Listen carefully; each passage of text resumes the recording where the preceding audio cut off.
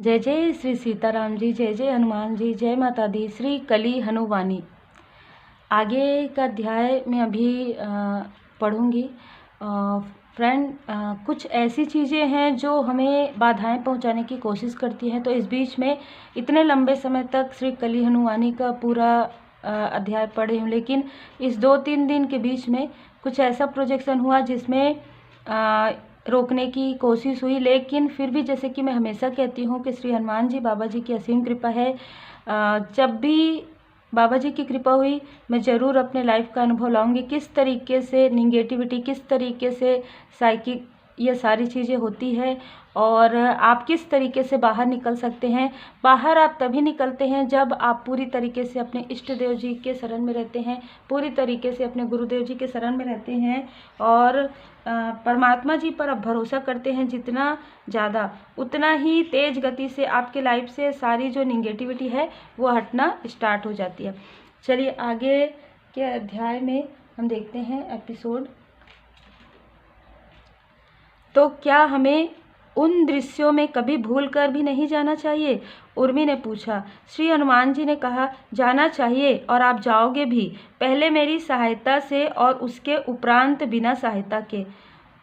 परंतु उनके बारे में आप एक दूसरे के साथ तब तक चर्चा नहीं करोगे जब तक कि आपको मैं पूरी तरह से प्रशिक्षित नहीं कर देता। उर्वा बचपन से ही उन दृश्यों को देखता आ रहा है क्योंकि बाबा के उत्तराधिकारी के रूप में उसे एक विशेष प्रशिक्षण की आवश्यकता है। वह नियमित रूप से बाहरी समाज की आकर्षक वस्तुओं और चुनौतीपूर्ण स्थितियों से भरे दृश्यों को देख रहा है। वह विशेष रूप से उस चमकदार यंत्र के प्रति आशंकित है जो अनीता के हाथ में था। वह यंत्र आत्मा पर भ्रम की एक अतिरिक्त चादर डालता है। मानवता भ्रम की नई नई परतों का निर्माण करती जा रही है। बाबा की आंखें चमक उठी। उनके मस्तिष्क में वे वस्तुएं तैर रही थी जो उनके समय में मुख्य धारा के समाज में लोकप्रिय थी। अनीता के हाथ में जो चमकदार खिलौना था वह इस समय का आकर्षण था और बाबा की स्मृतियों में तैर रही वस्तुएं उस समय का आकर्षण।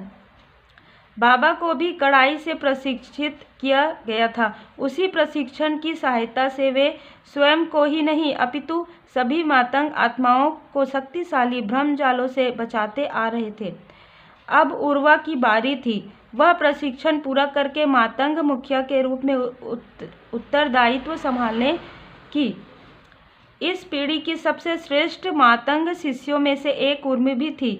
वह अनीता के जीवन के उन दृश्यों को पुनः स्मरण करने की चेष्टा कर रही थी जो उसने अन्य मातंगों के साथ कुछ क्षण पहले देखे थे।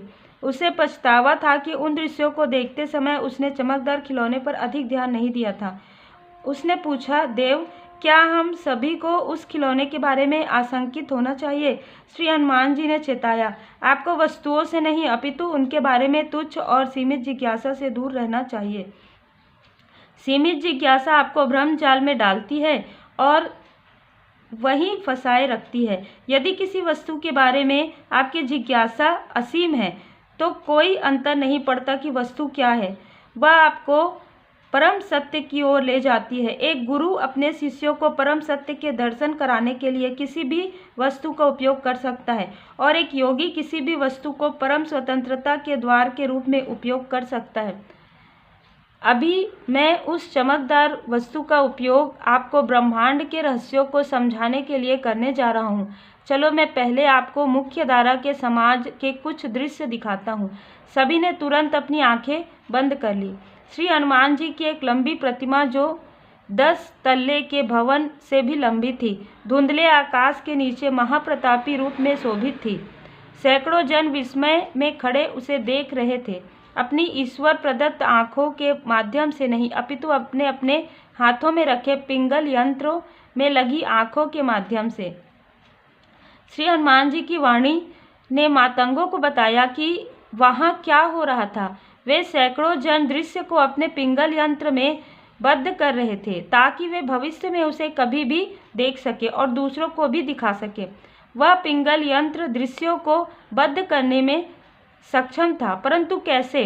क्या इसके पीछे की प्रक्रिया वैसी ही थी जैसी एक चित्रकार द्वारा रंगों का उपयोग करके किसी दृश्य का चित्र बनाने की प्रक्रिया होती है, या वैसी जैसी एक लेखक द्वारा शब्दों का उपयोग करके किसी दृश्य का वर्णन करने की प्रक्रिया होती है।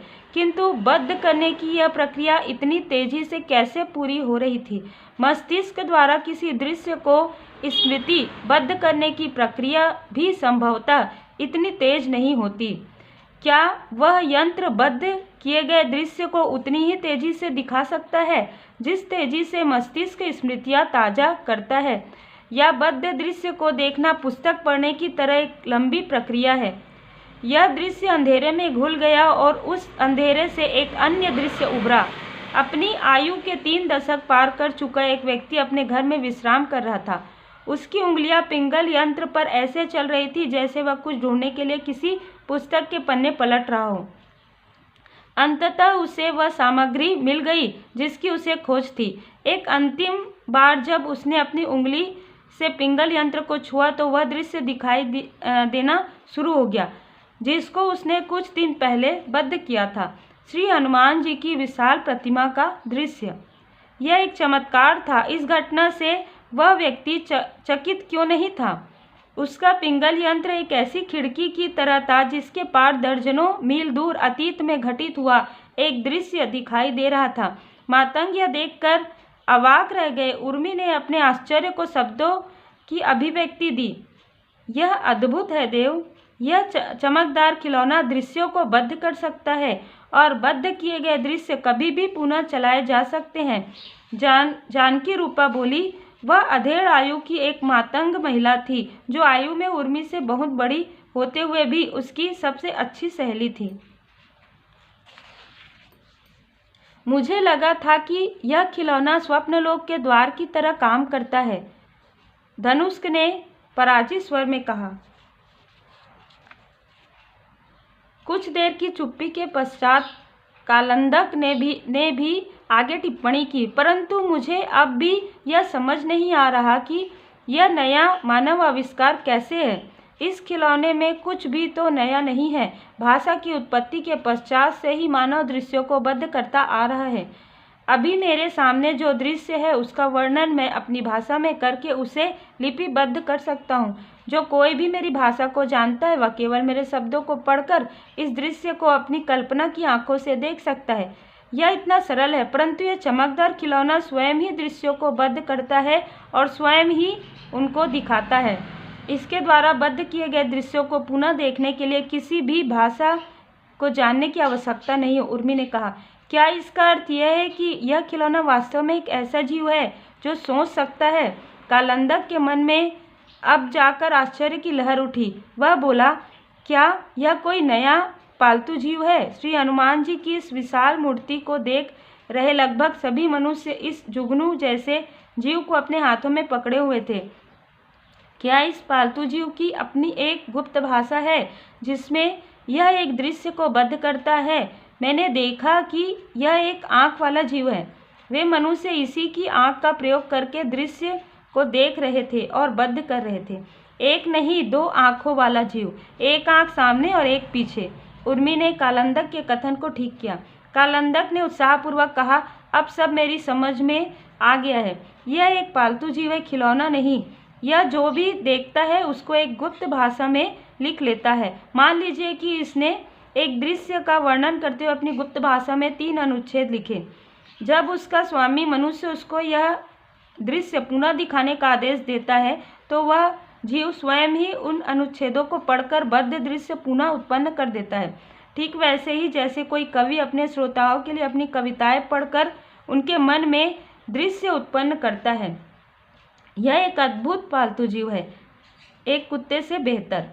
जिस गुणवत्ता से यह खिलौना दृश्य और ध्वनियाँ बद्ध करता है वह अद्भुत है। उर्मी ने इतनी जीवंतता से कहा जैसे पिंगल यंत्र उसके हाथ में हो। इसके द्वारा बद्ध किए गए दृश्य लगभग वास्तविक दृश्यों जैसे ही हैं। इसका अर्थ है कि जिस भाषा में यह दृश्यों को बद्ध करता है वह बहुत उन्नत भाषा है। एक साधारण मानव भाषा में दृश्यों का इतनी स्पष्ट रूप से वर्णन नहीं किया जा सकता। अच्छे लेखक भी किसी दृश्य का बिल्कुल सटीक वर्णन करने में कील रहते हैं, क्योंकि साधारण मानव भाषाओं की अपनी सीमाएं हैं परंतु यह खिलौना, यह पालतू जीव अद्भुत कवि है। तो मित्रों, आप सबको समझ में आ रहा होगा और कितने ज्ञान से ये सारी बातें हो रही हैं।